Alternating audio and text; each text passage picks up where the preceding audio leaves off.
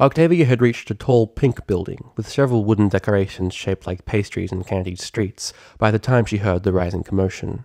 She paused, slumping against the couch and out of breath.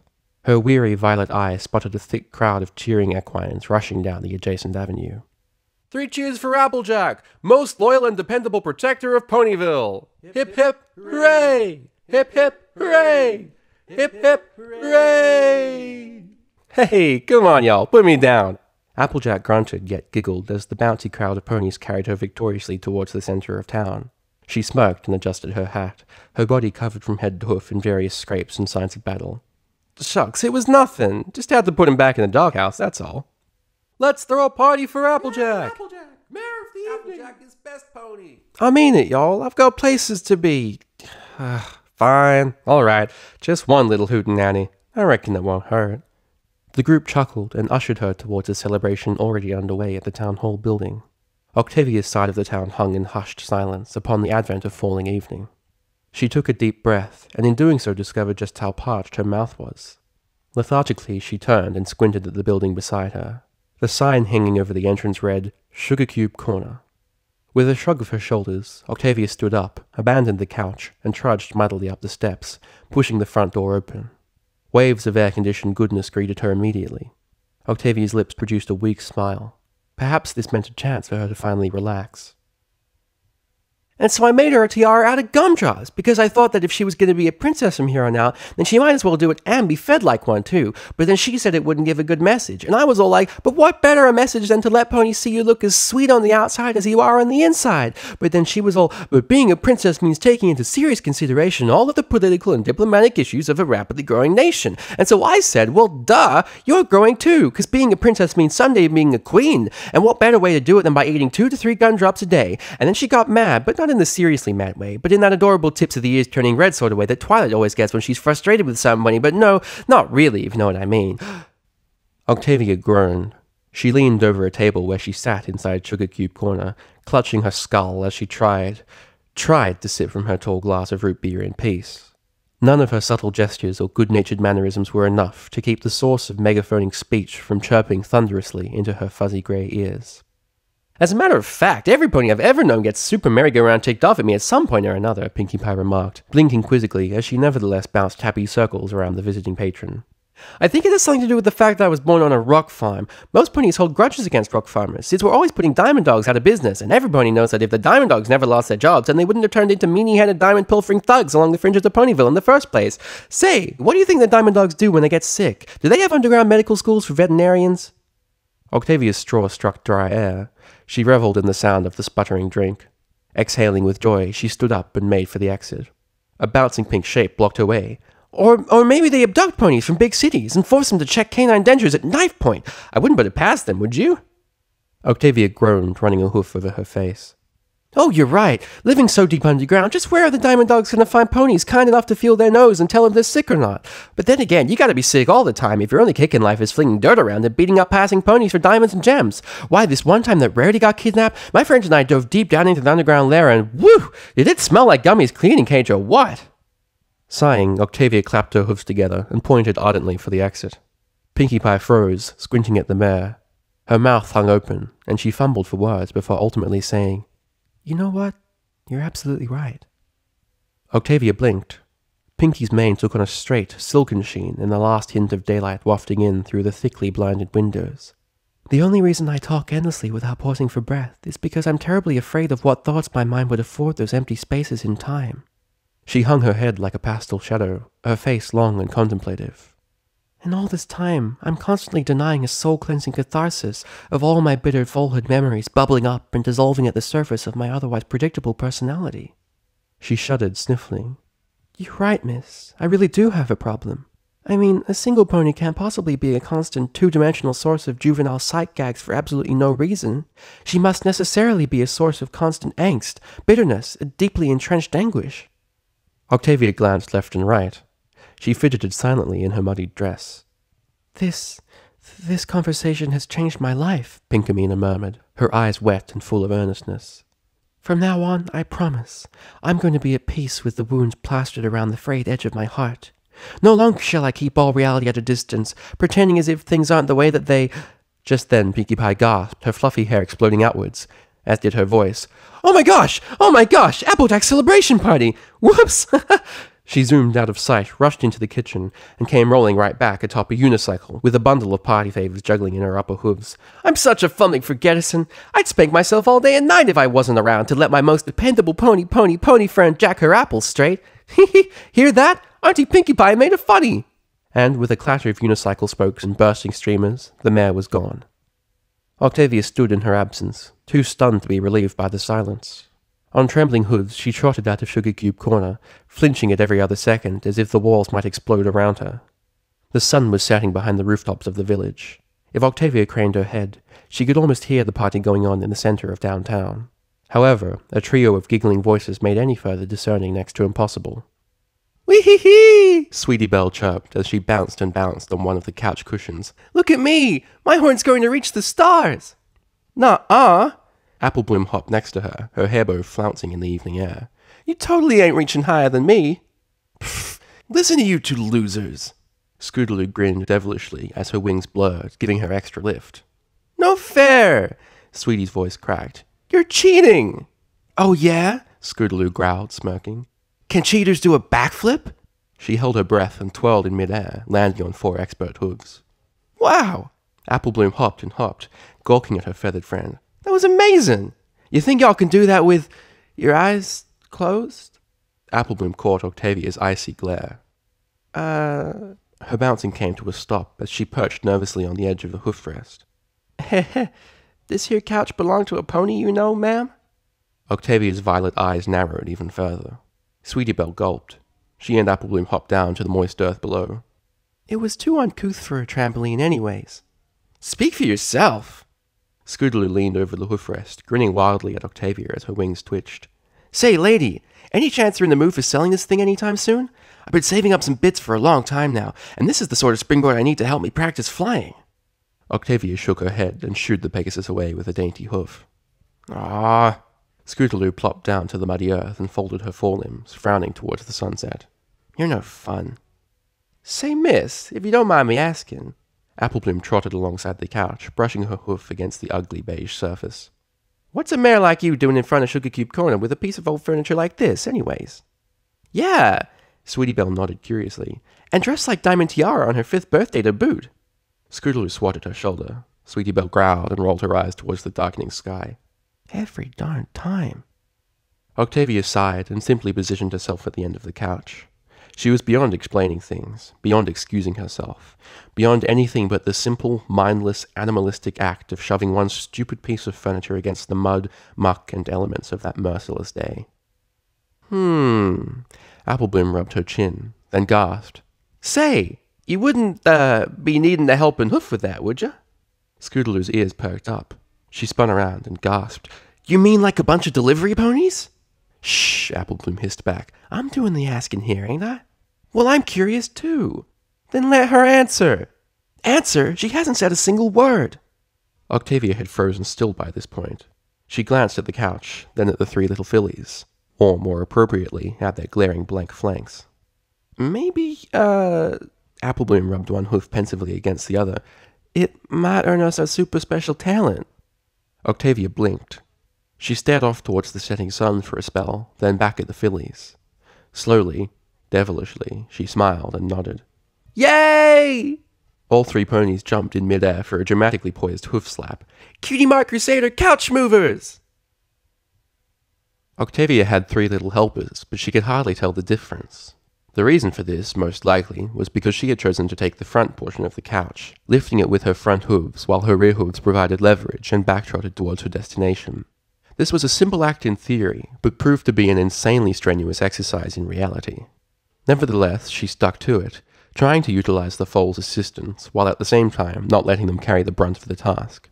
This meant trotting blindly in reverse with her sweating, heaving face full of hoof rest for the better part of the last hour. Phew! This is a lot easier than I thought. Scootaloo's voice rang through the crest of starry evening. Speak for yourself, Apple Bloom could be heard grunting. And I thought apple bucking was hard.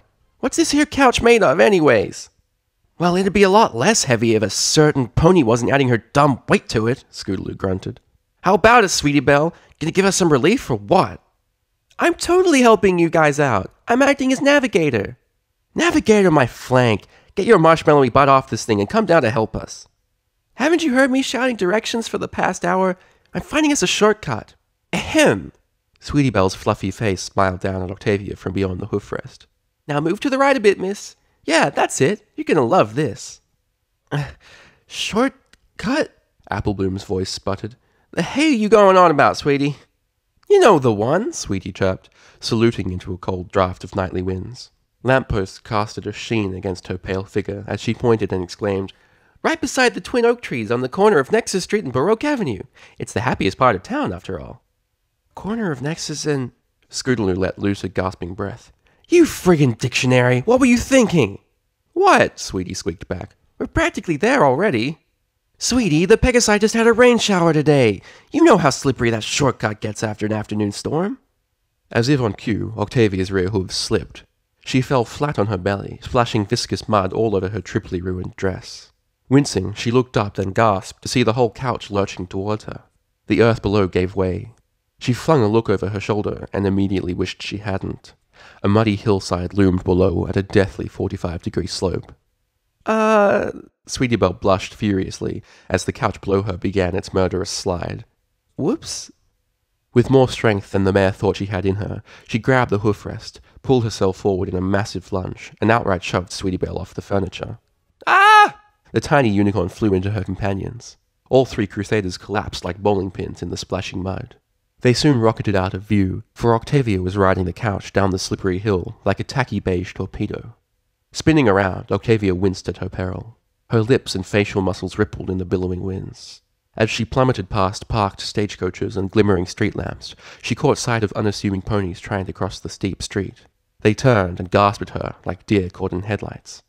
Gritting her teeth, Octavia flung her body to the left and right, shifting the weight of the runaway couch.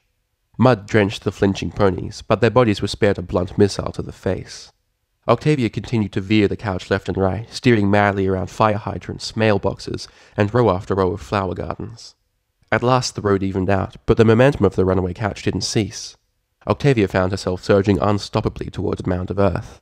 Gulping, the mare clung hard to the cushions and braced herself. The couch struck the ramp, flew through the air, and landed on the edge of a pond 10 feet away. The cataclysmic impact sent scummy water flying high into the starlight and cascading down all over her and the piece of soaked furniture. Coughing and spluttering, Octavia hopped overboard, waded deep into the pond, and yanked on the couch with all her strength. It took much splashing and hard work, but she managed to tug the doused sofa onto dry land. There she collapsed beside the thing, in a sopping wet heap of skirts, tangled mane hair, and loose violet bows. A soft pattering of petite hooves announced the arrival of the three foals. They stood on the bank of the pond, panting for breath. Are you all right, lady? Applebloom stammered. I'm so sorry about that, Sweetie Belle exclaimed, sniffling. I only wanted to help. I didn't mean to almost get you killed, honest. Woohoo! Scootaloo pumped her hoof into the air. That was awesome! Can we have a go next? Slowly, icily, Octavia's head swiveled to cast a cold glare in their direction. All three fillies froze in place. Their tiny chests throbbed from the beating of their hearts. Scootaloo nervously rubbed the back of her neck and muttered, Maybe another time? Cutie Mark Crusaders live another dayers! Sweetie Belle caterwauled. In 3 bolts of pastel colours, the three darted away, leaving Octavia alone with the stars and pond water. Octavia tried standing up, but fell flat on her haunches. Frogs croaked and hopped away as she floundered in the mud. All of her strength was sapped. The entire day poured from her lungs in wheezing breaths. With limbs like limp noodles, she clawed her way up onto the bed of soaking wet couch cushions. With a groan, she flopped down, staring numbly up at the sky as darkness completely settled, encompassing her like a funeral shroud. It took much effort, but she finally sat up, fiddling yet again with the folds of that ridiculous dress. A tearing sound lit her ears. She looked down and realized that the gown was torn straight down every hem. Rarity's dress was utterly ruined, just like the couch, just like the day, just like the entire move into Ponyville. Octavia didn't realize she was crying until her vision blurred, and the hiccups of a pain-stricken mare lit her twitching ears. She didn't even care for the dress. She hadn't even asked for it.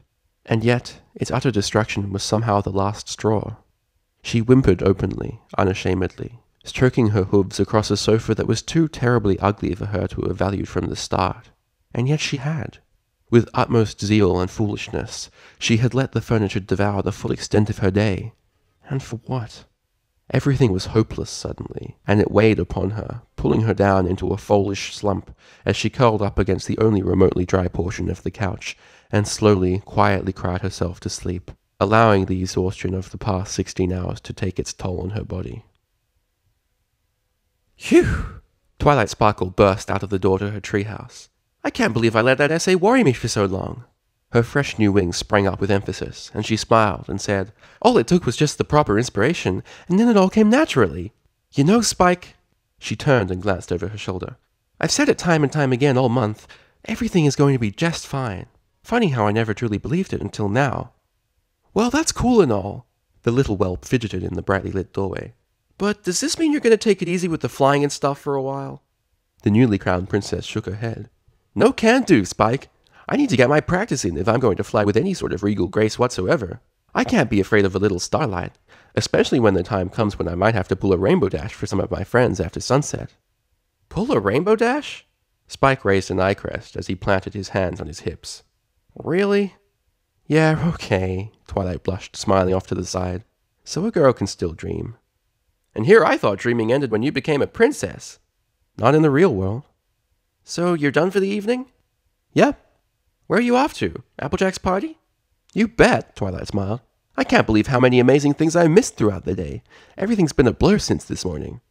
Well, try and focus your eyes so you can save me a slice of cake. Spike waved as he waddled back into the treehouse. I'll be there to join the party myself, right after I finish making a congratulations card for Applejack. Just don't take too long. Twilight spread her wings and began flapping them with elementary precision.